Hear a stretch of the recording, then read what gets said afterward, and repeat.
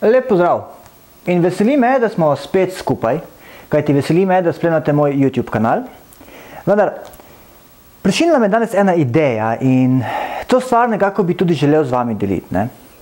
Kot prvo, jaz nekako vprašam, koliko izmed vas se vas je kdarkoli vprašalo, ali vse, kar poznamo do danes, je resnica, ali je le mogoče nekakšna iluzija oziroma realnost nekoga drugega. Ampak, počakajte malo, zdaj, kaj pa če, Vedno se moramo vprašati, kaj pa če ni tako, če je bilo drugače. In vse te stvari, mislim, da je pametno, da jih implementiramo v naše življenje. To pa zato, ker, kot že sami veste, vedno se vprašamo, kaj pa če bi bilo drugače, če bi lahko naredili nekaj drugače, če bi lahko naredili spremembo. Pa vendar, žal smo nekako programirani skozi obdobje odraščanja, smo se znašli v nekem programu, ki so nam ustavljeni programi, ki niso naši.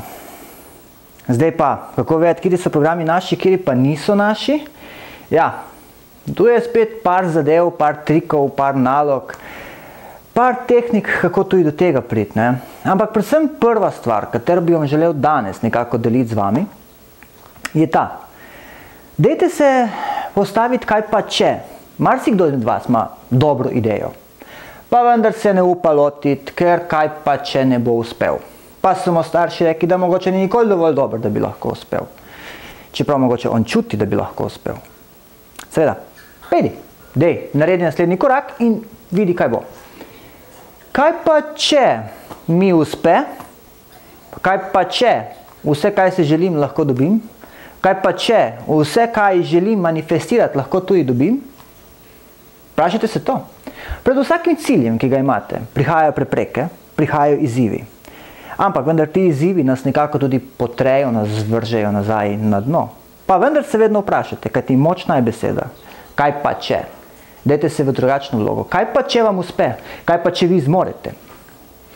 In za konec, še nekako da delim eno stvar z vami.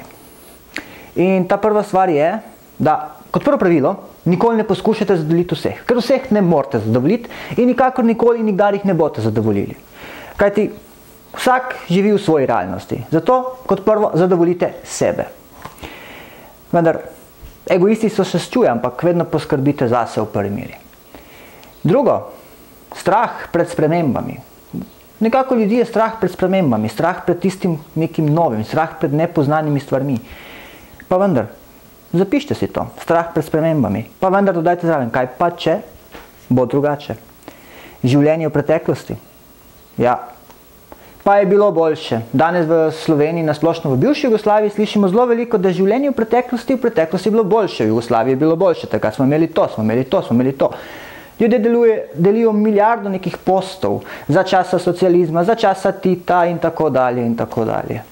Vendar to je vse preteklost, ki vas drži nazaj. To so verige, s katerimi sami sebe držite nazaj.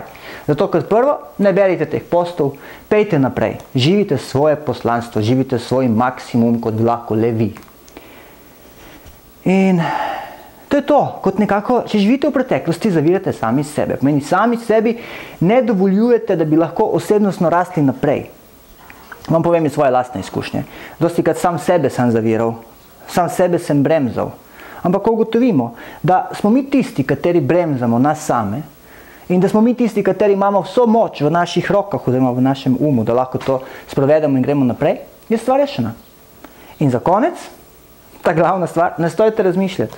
Več ko razmišljate, bolj se vklopljate v analitični um, bolj ko sprašujete druge ljudi za njihovo mnenje, kako bi nekako lahko kaj speljali. Lahko vprašate, ja, ampak vendar, naj to ne vpliva na vašo odločitev.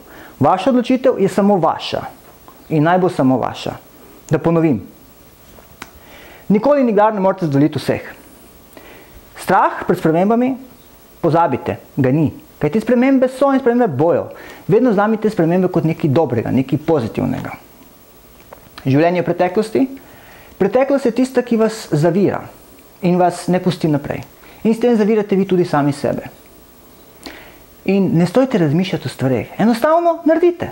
Od ideje do akcije takoj, zdaj. Kajti, kot že veste, sem napisal čudovito knjigo Su, v kateri vseh teh stvareh vam bojo veliko bolj jasne. Vse te tehnike vam bodo veliko bolj dostopne. Vse te stvari boste lažje razumeli in lažje naredili. Zato spodaj kliknite like, delite ta video med ostali ljudi, da zvejo to informacijo, kajti naš namen je, da delimo informacijo. Delimo med čim več ljudi, da čim več ljudi začne razmišljati drugače, da stopi izven svojih okvirov. Ok, hvala vam, sedaj vam pa želim čudovit vikend in imejte se lepo. Vreme bo krasno in lep pozdrav s Kopra.